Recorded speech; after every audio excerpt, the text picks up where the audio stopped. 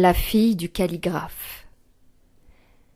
Menglu était la fille d'un calligraphe chinois très renommé, Jun Hao. Il avait une grande boutique où il travaillait tous les jours à la réalisation de magnifiques textes pour le roi.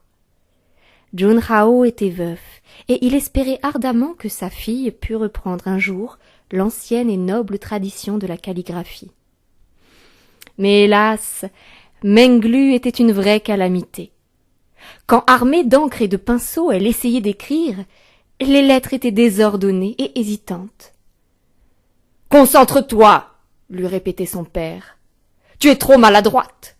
Ne te laisse pas distraire lorsque tu écris. » Mais Menglu n'arrivait pas à rester concentrée plus de quelques minutes. Aussitôt son imagination l'emportait sur sa concentration et l'emmenait très loin, dans le monde de rêves et de fantaisie.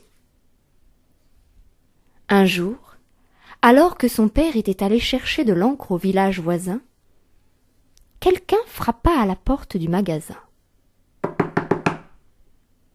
Menglu alla ouvrir et découvrit une dame très vieille, ronde et toute petite, avec des joues rouges comme des pommes, laissant derrière elle une antique roulotte.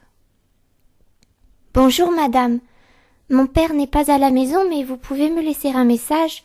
Je lui ferai la commission, » dit-elle poliment.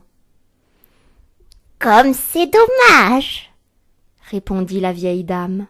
« Je suis marchande ambulante et, en passant devant votre magasin, j'ai pensé qu'un de mes objets pouvait vous intéresser. » En disant cela, elle sortit un superbe pinceau de calligraphe en bois sombre, couvert de signes anciens gravés sur le manche. « Oh !» s'écria Menglu émerveillée. « Il est magnifique !»« Je vois qu'il te plaît, » lui dit la vendeuse. « Je vais te faire un prix d'amis, 5 sous seulement.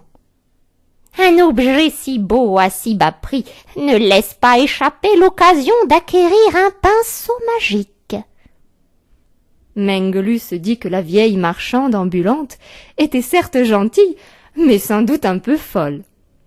Le pinceau était vraiment très beau, avec ses signes gravés, mais ne pouvait en aucun cas être magique. Menglu était petite, pas stupide.